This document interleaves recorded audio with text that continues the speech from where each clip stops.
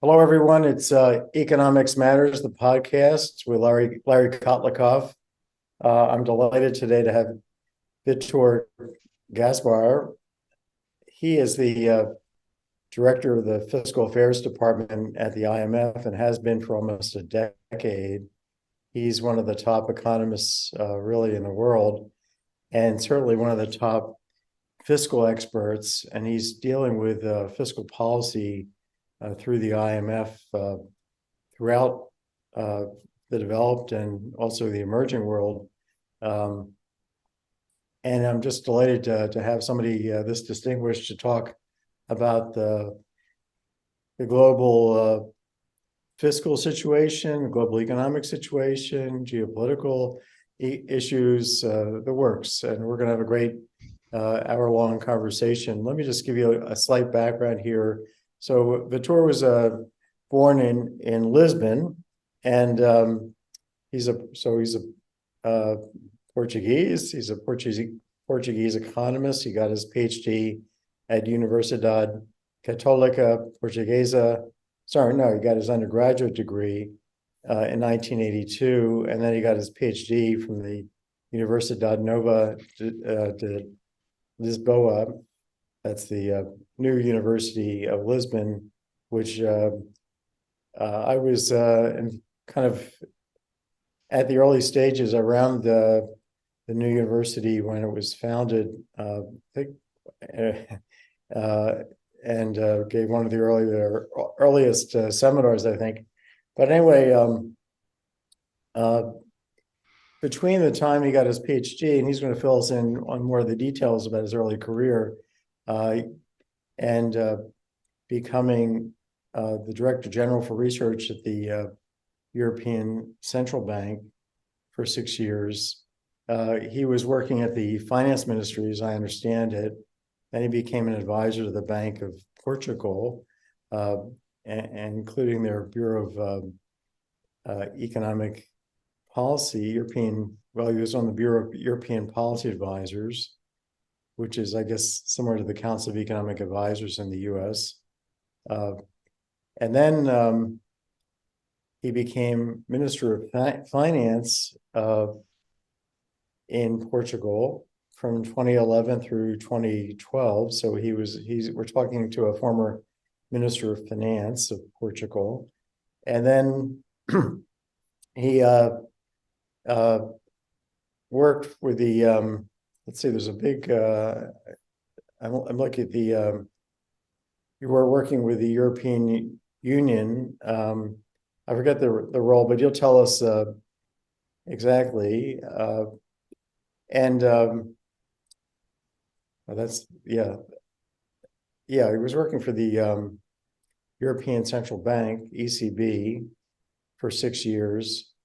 Then he became advisor of the Bank of Portugal. And worked with the Bureau of European Policy Advisors. So becoming the Director General for Research at the ECB, the top researcher at the European Central Bank, that's a big deal. The European Central Bank's like the Federal Reserve Bank, but it's for the Europe, which is a bigger economy. The EU is a bigger economy than either the US, both the US and China. So we're talking about a very major job. And then he becomes Minister of Finance for couple of years, and then he moves on to becoming the director of the Fiscal Affairs Department at the IMF, another huge job. So Vitor's had enormous responsibilities, and is one of my favorite economists because he's brilliant and extremely well informed about what's going on, and very level-headed. We have yet to find something we disagree on when it comes to economics and economic policy. Vitor, great to have you. Tell everybody your version of Vitor Gaspar, how you got into economics. I got into this business, how you succeeded so miraculously. I mean, these are tough positions to get. This is not easy to become the Minister of Finance, to become the head of research of the ECB to become the head of the Fiscal Affairs Department at the IMF. This is just a stellar career. Take it away. Start us off from childhood. How do you go So, from a little baby to becoming such a famous economist?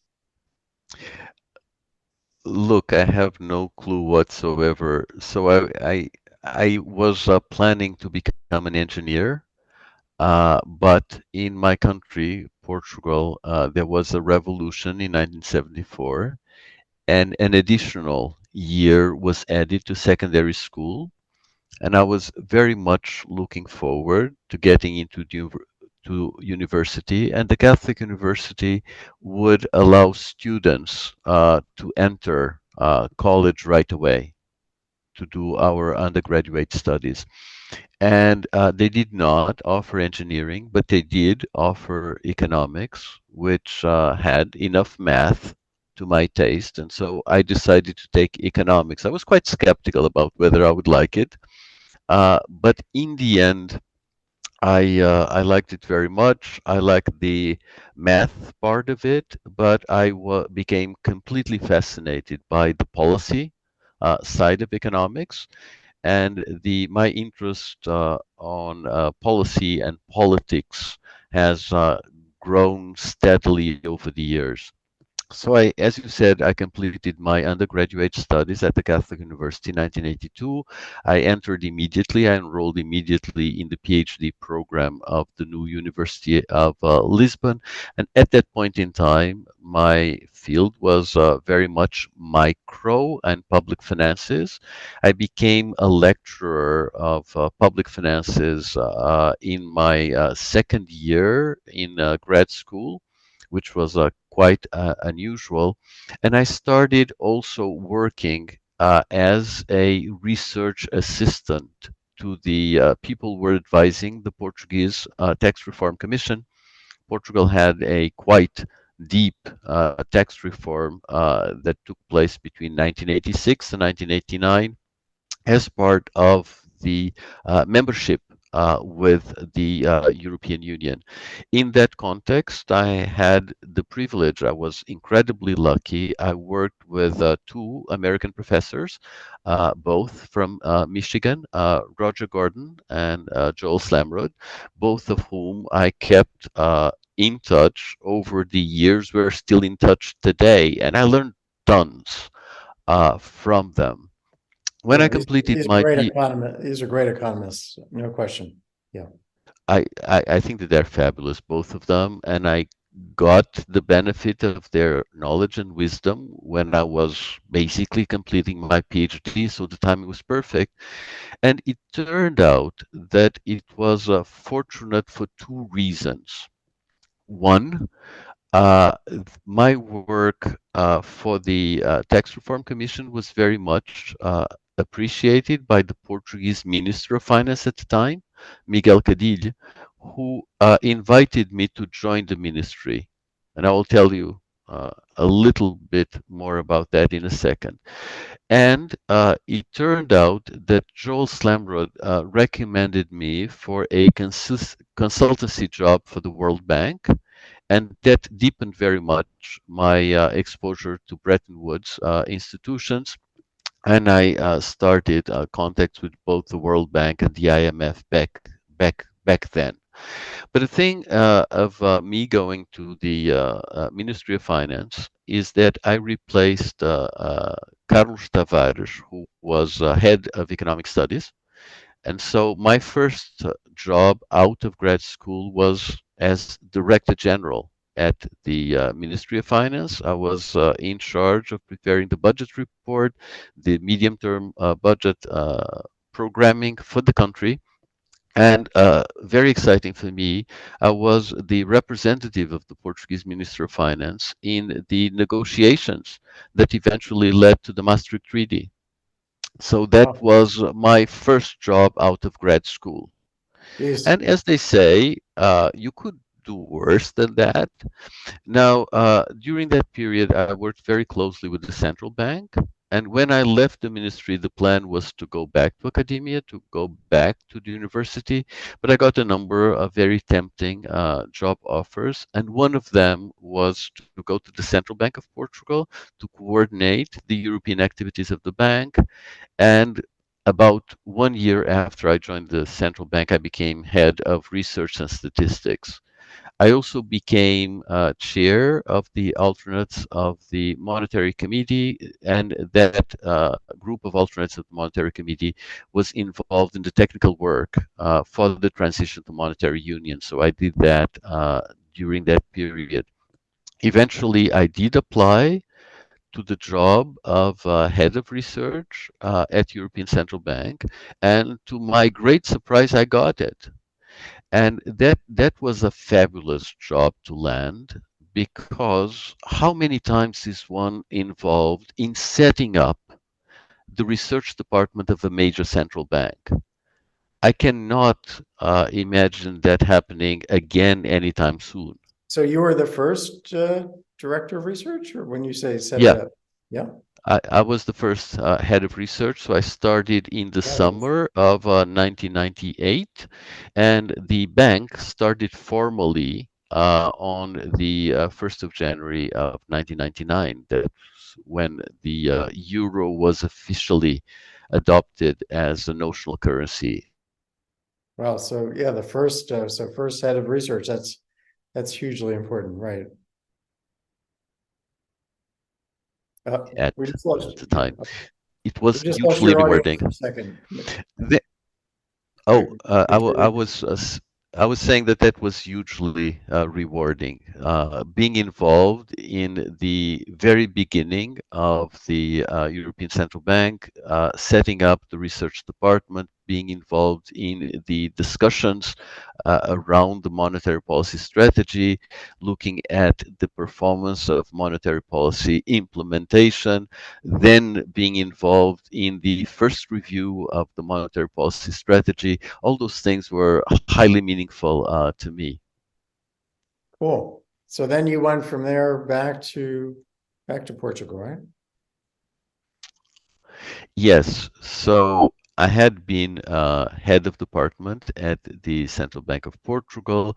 Going back to be head of department was not interesting to me, so I landed this job as special advisor to the governor, which allowed me to be very close to policy and be able, in a sense, to be useful in the topics where I had personally the highest comparative advantage.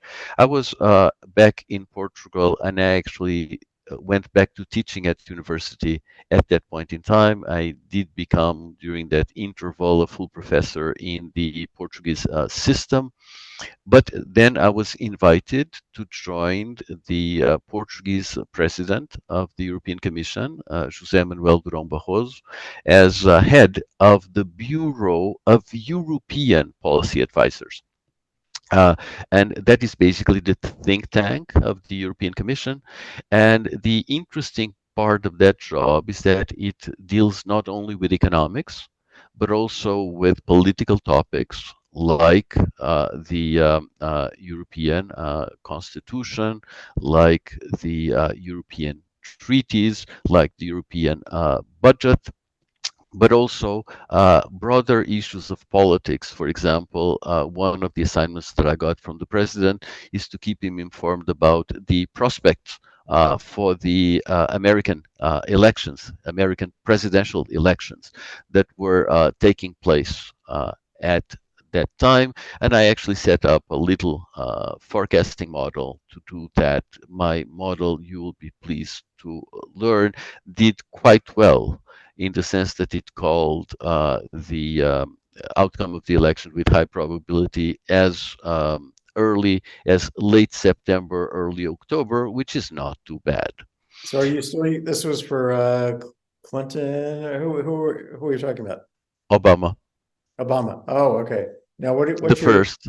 are you still using your model to right now to predict what's going to No, happen? I that was a once. One time That thing. was a Okay. one-off type of of activity. And what we did was actually quite simple. We basically use as a basic input the prediction markets information, which is readily available online at the time, so it was quite a cheap thing to do. Once you look at prices and you look at volumes traded, you have a very good notion of what is moving the probabilities in the market, and you can do that to calibrate an educated guess about what the outcome of the election is going to be. Just for those who may not know what a prediction market is, it's basically just a betting market. You can bet on, for example, right now today, you can go and bet this minute on Biden versus Trump. And there's so many, if you put up $10, well, the odds might be 60-40, for example. So on one of the two, and you could put $10 on Trump, and if you win, you get your whatever. You get your $10 plus the extra, let's say 40%, and if you lose, you lose. Well, it's something of that that particular type of mechanism is. So it's very easy to bet and also to see what the public in general thinks. Of course, these markets are not all that thick, so we have a small set of people betting on the election, so it's not so clear that it's representative of the views of the entire population. But anyway, it seemed to help. Absolutely, absolutely. Yeah. But they do have information, and if you use that as the starting point of your thinking, you actually can get far. But after that period of 3 years at the European Commission, I came back as special advisor to the governor of Bank of Portugal, and after that, I was invited and accepted to become Minister of State and Finance during the Portuguese adjustment period in the context of the sovereign debt crisis of the euro area. So that period from 2011 to 2013 was actually quite an eventful period. Yeah, let's remind everybody, 2008, we have the Great Recession in the US. And of course, it really started maybe in 2007 in parts of Europe, and then it spread. And in the US, we have by 2010, we were coming out of it, although it was a very slow recovery. It really took much longer than people expected. But in Europe, particularly in Southern Europe, we're talking about Greece and Italy, Spain, and Portugal. This wasn't a Great Recession. It was a small depression, really, right? And the issue was whether these countries were going to go bankrupt. And they had to make adjustments. If you recall, there was lots of arguments between the Germans and the Greeks about how much exactly the Greeks were going to borrow and whether they're going to repay and at what rates, on what terms. And this was not unlike what was going on with Portugal. Vitor comes into office, and correct me if I'm wrong, but you decided that the only way to move ahead was to cut government salaries. And that was very controversial, I take it. Take it away. So, Larry, let me go back to the chronology a bit. So, we have the global financial crisis starting in 2008. At that point in time, sovereign bonds, including Greek sovereign bonds, Portuguese sovereign bonds, Irish sovereign bonds, were regarded as a safe asset. Financing conditions were very easy. There was quite a lot of expansionary fiscal policy in 2009. Both Portugal and Greece had elections on that year. So the fiscal policy was very expansionary in Greece. It was very expansionary in other places. When a new government took office in Greece, it revisited its fiscal accounts. It revealed that the situation was much worse than what had been perceived up to that moment. That set of information was ill received by markets, and the trigger for the start of a sovereign debt crisis started in Europe. The sequence was Greece first, then Ireland, then Portugal, then Cyprus. So it was a crisis that did affect a large number of European countries in the summer of 2012. Large countries like Spain and Italy were deemed vulnerable, and it was in that summer that Mario Draghi famously stated, "We will do whatever it takes to preserve the euro, and mark my words, it will be enough." And things did stabilize And after that Draghi, by the way, for announcement. everybody, Mario Draghi was the head of the European Central Bank at that point, and a very distinguished Italian economist. He later became prime minister of Italy for recently, and then we have this new more right of center government that succeeded his presidency. But anyway, before he made this famous statement, interest rates, borrowing rates, which had been kind of comparable to other European countries, shot up during the sovereign debt crisis. So Portugal is now facing the need to borrow at a very significant rate. Draghi makes the statement, rates start coming down to a small differential with respect to, let's say, Germany. And this is the really the value of having a centralized European economy, European Union, because with a single monetary authority, you can basically, in effect, redistribute across the different members and deal with the sovereign debt crises in certain regions in a collective manner. So it's really group insurance. And rather than having complete disaster in these countries that Vitor was just mentioning, things really sailed through smoothly. So it's a great accomplishment. Imagine, just to give a perspective here, imagine that the US had 50 different currencies for the 50 different states, maybe 51, including the District of Columbia. At the early foundings of our country, we did have, we basically didn't have a uniform currency really until during the Civil War. Lincoln introduced this, and then it kind of dissipated and then came back with the founding of the Fed. So you can imagine the havoc we would have if we had 50 different states, 51, borrowing on their own. And people would say, well, Alabama's in tough shape, so it has to borrow at a dramatically higher rate. Whereas right now we have is the Treasury borrowing in effect on behalf of Alabama at the same rate as it borrows on behalf of California, if that's a fair statement. Let me say two things, Larry, if I may. First, I think that the announcement of Mario Draghi was particularly remarkable because in the end, the announcement was enough. The ECB eventually put in place some mechanisms to deliver what Mario Draghi had announced, but those mechanisms were never used, they were never tested. So it's quite amazing the power of an announcement, the power of expectations.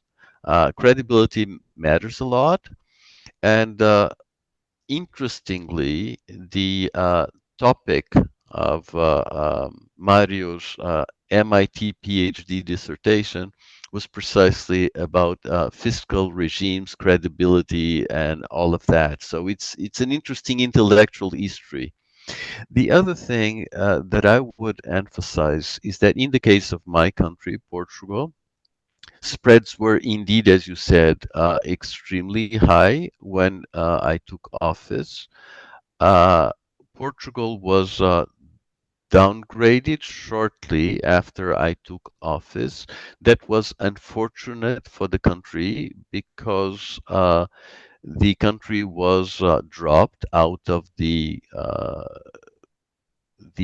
bond indices, and that triggered some sales that were mechanical. So spreads went up even further because of that one effect.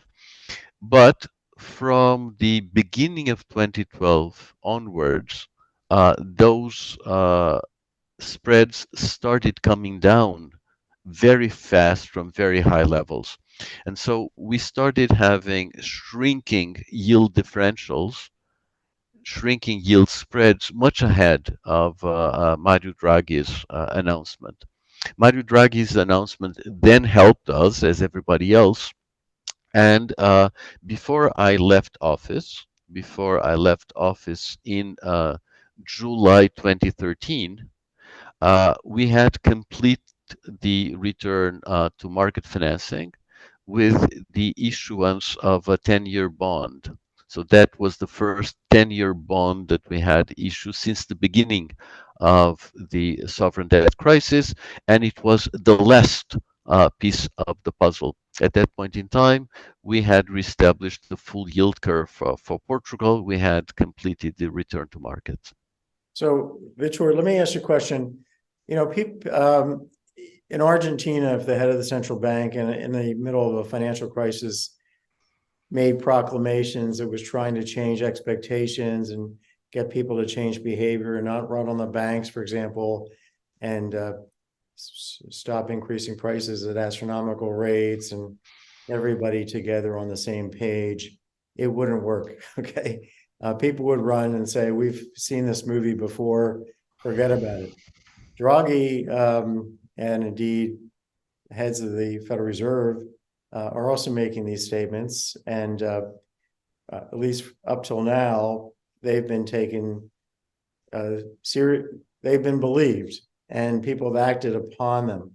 And markets have moved because of these statements, but they are just words. And if you don't, we have in economics multiple equilibria.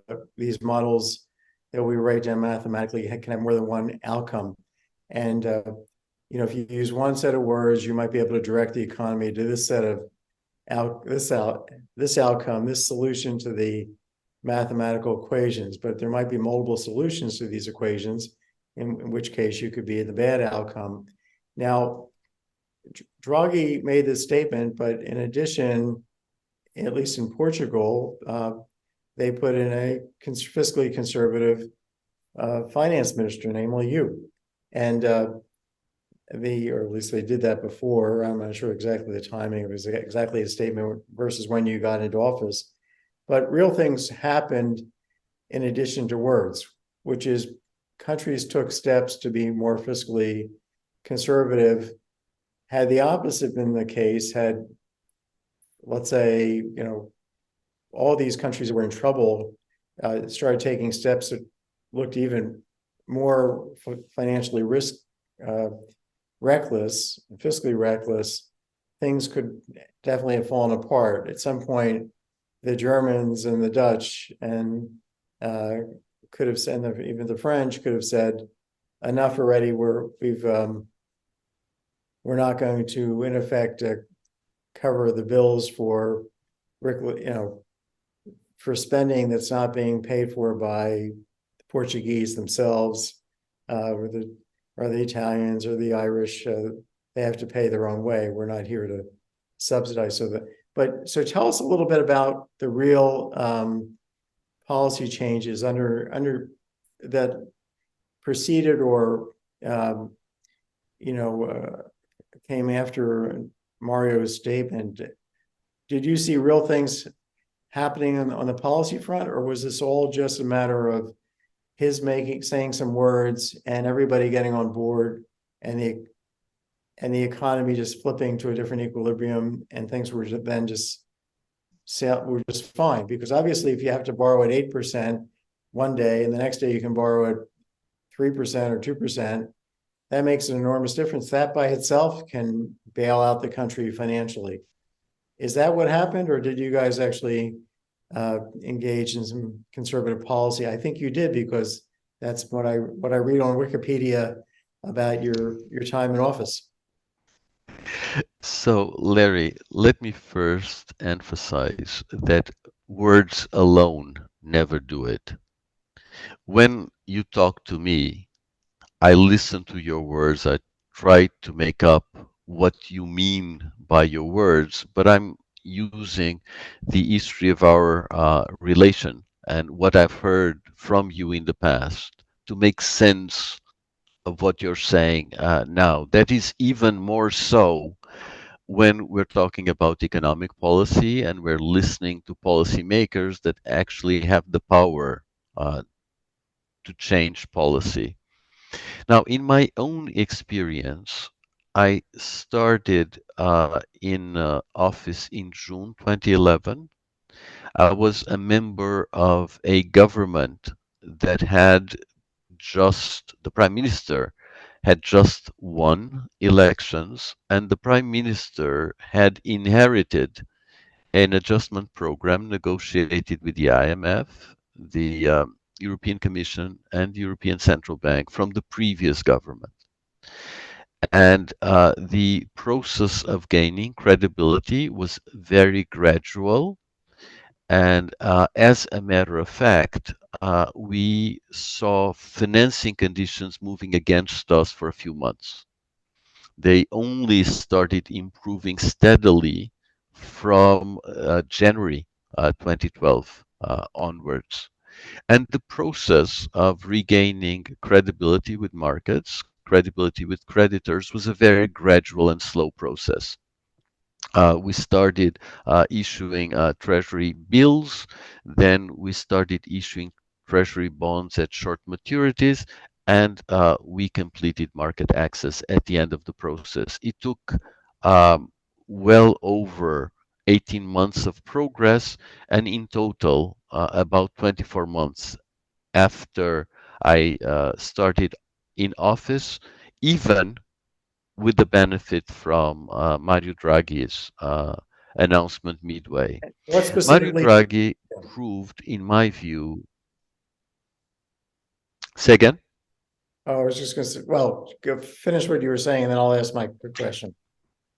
So, Mario Draghi was, in my view, an extremely shrewd policymaker because he made his announcement at a time that, in his view, it would be impactful. Clearly, the ECB is a very powerful player, but it could be undermined if the governments would not take the necessary fiscal action and the necessary action on the structural policies front as well.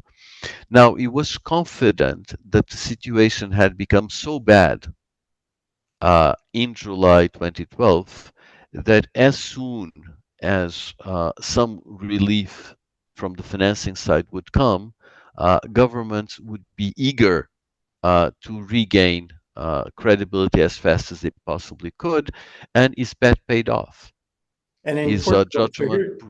here's my question. In Portugal, what specifically I believe, uh, pushed for major cuts in government salaries? Is that what happened during your time as finance minister? So we did push for savings in the public servants' wage bill. That was something that early in the process was ruled as only acceptable as a temporary measure by. We lost your audio again. Hang on one second. Let's see if it comes back. By the Constitutional Court. Okay, you said it was okay. Start over again. You're saying it was only acceptable, sorry, for temporary? as a temporary measure by the Portuguese Constitutional Court. So, given that fiscal was one of the main pillars of the program, we had to resort to alternative measures. And unfortunately, for the quality of the adjustment process, those had to be quite heavy on the tax side. And so in the 2013 budget, we had in place quite a sizable tax increase. So let me ask you this broader, but let's move away from Portugal and the past crisis that got resolved with your help there, and sure what you did in Portugal influenced other countries' behaviors. But let's look at the bigger question about the IMF's policy, which you were following as a finance director and now as head of the fiscal affairs department in division in the IMF. You're helping impose the IMF policy or develop the IMF policy.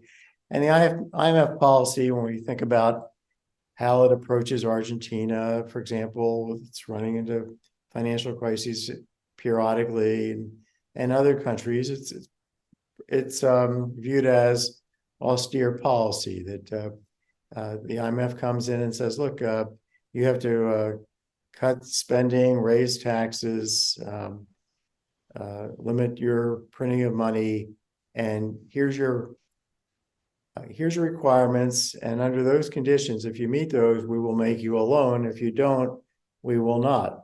And it will be a low interest rate loan, and so there's a kind of a carrot and a stick here. But we have people like Olivier Blanchard. Olivier Blanchard is the former, I guess, chief economist for the IMF, and he's gave a speech at the presidential address at the American Economic Association 2019, and then he's written an entire book about fiscal policy, and he's basically claiming, at least for the U.S. and for some other countries, that borrowing rates are so low compared to growth rates that at least they were before just the last year or so when rates started going back up. But at the time he was writing in 2019, and really in the post-war, borrowing rates by governments have been low compared to growth rates on a talk about nominal growth or nominal borrowing rates, or we could look at it in real terms. So he's basically saying that borrowing, the deficit finance is free. This is his claim, or might, I think he would, if he were on with you right now, he would say, I didn't say it was free, I would say it might be free. But when the former head of former chief economist of the IMF says it might be free, everybody reads it to be free. It's, that's a very strong statement for the former head of research of the for such a top IMF official, former official. What's your take on that position of Blanchard that he's now has and is maintaining? Do you think that the IMF has been too tough? Do you think the IMF policy needs to be reversed? This is really the implication of what he's saying. Do you think that countries like the US should be running even larger deficits? We have a debt to GDP ratio that's above 100%. Inflation has eroded the real value of the debt. There's, that's part of the inflation tax, what economists call seigniorage. So people's real treasury bond, the real value of their treasury bonds and bills have been watered down by about 15 to 20% since February 2020 because of this cumulative inflation. So we've been kind of making money by printing money, if you like. Prices go up, and then this waters down what the government owes. Of course, we have all the off the book liabilities that are inflation indexed that are not declining in value. So I think this is kind of like a side, the official debt is like a small part of the bigger problem. But tell me your reaction to Blanchard and your general view about whether the IMF is, uh, too tough. Thanks, Larry. So, many and some difficult questions. Let me start with the ones that I think are clearest. Uh, one big piece that came out during the annual meetings was how important the turnaround in fiscal policy in the United States has been. So, as you said, Larry, and using our public debt concept, which is general government, I know that in the US that's not the concept that is used, and so the numbers that I'm going to use may not be familiar. But with the pandemic, with the year of the pandemic, the debt in the United States reached record levels. It went very, very high. It increased by almost 25 percentage points of GDP. That's a huge jump up. Then in 2021 and 2022, it came down quite a lot. The recovery from the pandemic was very strong in the United States, and inflation surprised quite a lot on the upside. And so the erosion of debt by very strong growth and surprise inflation was quite substantial, and about half of the jump up was corrected down, and that was quite impressive. But in 2023, public debt to GDP is back up, is back growing again in the United States, and it is in our projections going to grow by 2 to 3 percentage points of GDP to the end of the decade. Now, the reason this happened was because the budget deficit increased quite substantially, and that is something which happened in 2023 in the US, irrespective of what is your favorite indicator of the fiscal balance. You can use the headline number, you can use the cyclically adjusted primary balance, you can use the primary balance, you can use whatever concept you have in mind. The deterioration was quite substantial. That is something that, in our view, is inappropriately pro-cyclical. So the US is following a uh, pro-cyclical fiscal policy under the current macroeconomic circumstances. That is something that puts pressure on nominal and real interest rates, puts upward pressure on interest rates at the short and long end of the curve, and it's something that also puts upward pressure on the dollar. That is something that makes life for borrowers in the rest of the world and borrowers in the United States more difficult. So I thought that this was the easiest of the list of questions that you put to me. So let me go to the second easiest. I have, as you have, discussed with Olivier often over the years. Uh, I may actually have discussed this and other matters with Olivier even more frequently than I talk to you. My view was always that one had to be very careful because interest rates are endogenous, growth rates are endogenous, and so one cannot infer from an empirical fact that R minus G is negative for most countries most of the time, a a conclusion that takes that as a permanent feature and then derives logical implications. Let me tell you exactly what I mean. And for that, I will have to speak about models, if you allow me.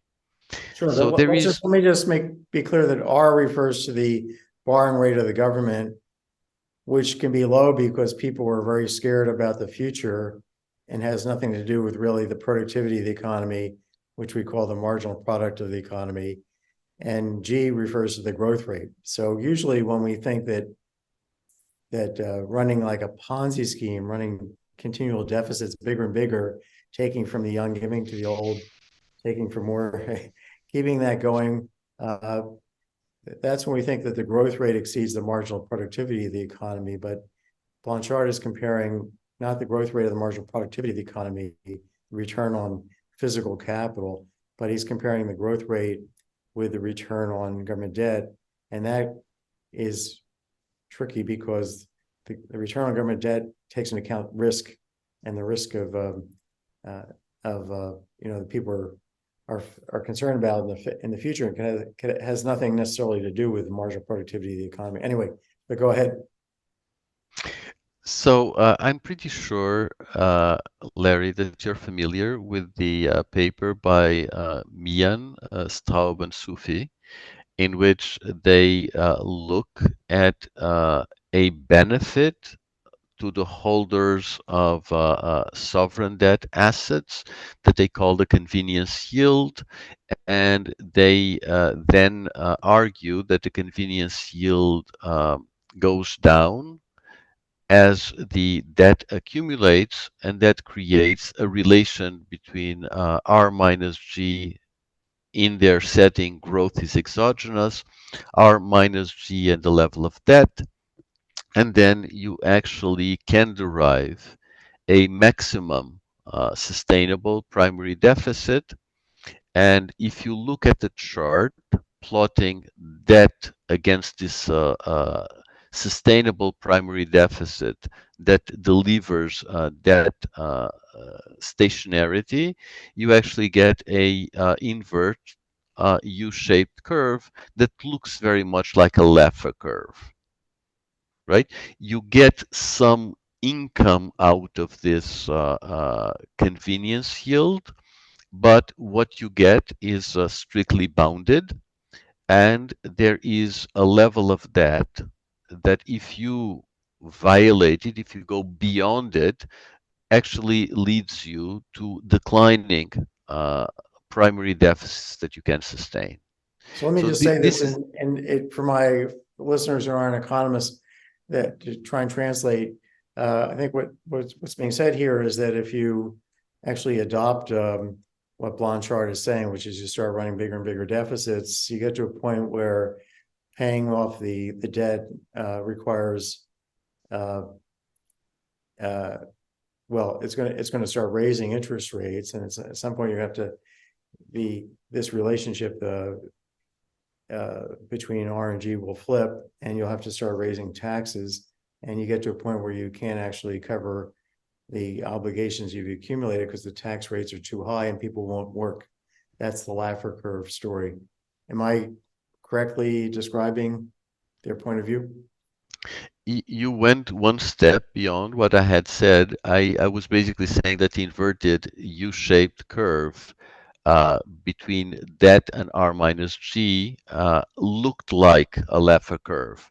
I actually did not take the last conclusion that you did take, but in the Mian and all setup, if you go sufficiently high in terms of debt, you do get to positive R minus G. So as you said, the relation flips. And at that point in time, you have to generate primary surpluses. You can no longer sustain primary deficits. And those primary surpluses require either higher taxes, as in your mind experience, lower spending, or a combination of both. So you're right about that. But let me continue. I've been playing around myself with a very simple model. It's a very Oh, lost the audio, so we'll have to repeat. Say again. I think the, simple so, overlapping generation model. I was trying to please you. I was an overlapping generations model with a new classical core without endogenous growth. Uh, we calibrate the model to have the marginal return on capital above the growth rate of the economy, but there is a spread, and so the safe asset is the return on the safe asset, government debt, is lower. Okay, so very similar to the story that you were telling. We also get a endogenous interest rate in the long run, and this interest rate responds to public debt, like in the Mian and all setup, but the mechanism is different. Nothing to do with the convenience yield. It's just the standard crowding out of physical capital. And if you solve this model for the steady state, you get exactly the inverse U-shaped curve that you get in Mian and all. And so the reasoning that you so brilliantly summarized a moment ago applies to this different mechanism, and you get the additional point that even when you're getting some primary deficit for free in terms of the intertemporal budget constraint of the government, it's actually not for free at all for the economy as a whole, because as capital is being crowded out, the stock of private capital in the economy is lower in steady state, the higher the debt, and potential output is lower as well. So you pay a permanent cost in terms of lost output. this paper is available on your website or the, It's now a draft, and it's now going through the process of being put in shape to be released on the website, but it's not yet released on the website. let me just kind of add to people, at least for the economists who are the nerds listening to this.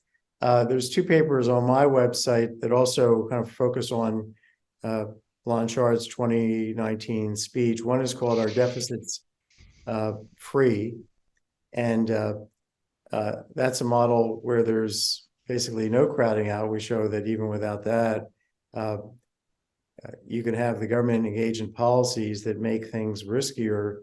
For example, suppose they, as we were doing in the U.S., make our future Social Security policy very risky. We have this system that has a $65.9 trillion unfunded liability. That's 2 times the official debt, the gross official debt. So Social Security is entirely broke. So all these middle-aged and older people are worried that their Social Security benefits are going to be cut. The only thing that's really safe to buy for their future is government bonds. So because the government's running this risky pay-go Social Security system, and that's just putting debt off the books, it's like a Ponzi scheme that's being disguised. It drives down interest rates, and it starts making running even worse fiscal policy look better, paradoxically. So that's just one of 2 papers. The other paper is going right at Olivier's paper that he delivered in that presidential address. It's called "Our Deficits." When interest rates go low, should public debt go high? That paper is forthcoming in the American Economic Journal Macro, and it looks at his paper and shows that the entire mechanism is not anyway connected to the difference between the marginal product of capital and the growth rate. It's really completely about generational risk sharing, and this whole issue of risk that I was just referencing. So yeah, so you and I think, are on the same page here that this is, I would say, highly irresponsible for him to have made this concocted a model that he didn't, I don't think, fully understand. Because if you look at that other paper I just referenced, you'll see that everything is coming from a different mechanism and doesn't at all justify running additional Ponzi schemes. We've got enough Ponzi schemes going on in our country. But anyway, let me just switch topics here. Larry, Okay. let me interrupt you just on two very small things. Number one, the only advantage of the model that I'm proposing compared to yours is that it's much simpler. And so it's likely to have impact on policymakers simply because it's very familiar. It's an argument that people feel very comfortable with. The arguments in your models are substantially more sophisticated.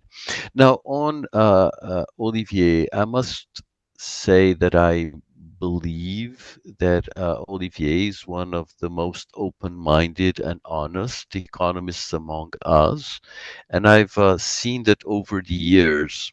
He has a very strong he puts a very strong priority in the pursuit of truth. And if that means that he has to revise these views, has to revise his position, he does that completely without regret once he's persuaded. Now, in my experience, is not the easiest of people to persuade, but the conversation, as with you, is always fascinating. I would agree. I think that's a nice way to put it. I don't think he's easy to persuade. Uh, and hopefully, but I think when you're I not, cannot hear you. oh, you cannot hear me now? Still can't? Now I can, Now but you I can. couldn't for, I don't know, 10 seconds. Yeah, I agree. I don't think he's easy to persuade, but I think when one is in a very high, has had high positions and is influential throughout the world with respect to economic policy. And when Blanchard gave his talk in 2019, it was like front page headlines, what he was saying, the debt, in effect, the deficit finance is free throughout, it was on the Financial Times and the New York Times. This got a lot of attention. I think you can't take a little toy model that you'd really fundamentally misunderstand or misinterpret and then start marketing it at that level. That to me is irresponsible. So I love Olivier. We've had a long, good relationship. We will continue, but there's still the point of saying that certain behavior by economists is just irresponsible and can have serious repercussions when it's not really it's fine to say something strongly if it's well founded, but if it's not, that's where I get off the boat. Let me ask you about some other issues really quickly, because we're getting to about an hour here of conversation. Oh, Larry, I have like max 5 minutes because Okay, I we're going to have do 5 minutes rapid fire. Okay. How do you see the world economy short term, long term? So what we emphasize in the fiscal monitor that we just put out is that public debt is now higher than what was forecast pre-pandemic, and it's growing faster as well going forward. Okay, next question. Are you pessimistic or optimistic about climate change? Do you see any real progress happening? I know there's There many. is Yeah. No, absolutely. So we again have the fiscal monitor on that topic now in the fall. We do see progress. There has been steady progress, for example, in the use of carbon pricing around the world, but the progress is insufficient, and we still see very large ambition gaps. That is the difference between what is required to keep global warming under control under the Paris Agreements and what governments have committed to do, and very large policy gaps as well, the gap between what is necessary for governments to deliver on their commitments and what they have actually enacted. Okay, last question, which is, do you think the IMF has made a difference in its 80-year history, uh, and has the difference been positive? I would say so. Some 30 years ago, Stanley Fischer wrote uh, about the World Bank and the IMF after 50 years. He was praising the IMF for flexibility in interpreting its mandate in the way which was best for the stability of the world economy. One aspect that he emphasized was that the IMF had not been transparent enough in the past in providing information in public. And in that dimension that I believe is crucial, the provision of information, the IMF has progressed a lot in the last 30 years with the publication of Article 4s, the publication of financial stability assessments, fiscal transparency evaluation, uh, data on the balance sheet of the public sector, and a lot of information which is precious to creditors and borrowers alike. Okay, let me just add one last, very last question. If you have a minute or two for this one. My critique of the IMF, I think, basically he's been doing a great job for a long time on average. But my concern is that it's far too stuck on official debt and missing all these off the book liabilities. In the US, we have a fiscal gap, which is probably 80%, 75% off the books. In other words, the difference between the time path of outlays and the time path of receipts, all present valued, that incorporates the official debt, but that gap, it's probably only 20% of that gap is due to the official debt. We have Social Security, unfunded liabilities there. We have obligations for defense through time. We have obligations for Medicare, Medicaid, these healthcare programs. I think it's time for the IMF to do this fiscal gap accounting for countries on a systematic basis. It's done it periodically for the US and other countries, but I think that's what's your reaction? Because you're in the position to actually implement that. Absolutely, Larry. So we have moved in the direction that you advocate to a large extent. We do estimate liabilities that are not recognized in the annual budget accounts, and those include liabilities associated with commitments on health, commitments on pensions. We have been doing more and more systematic work on the public sector balance sheet with a comprehensive notion of assets and liabilities. We have published fiscal transparency evaluations for many countries around the world. So I think that if you would get to the statistical annex of the fiscal monitor, which I would recommend you do. It's very informative.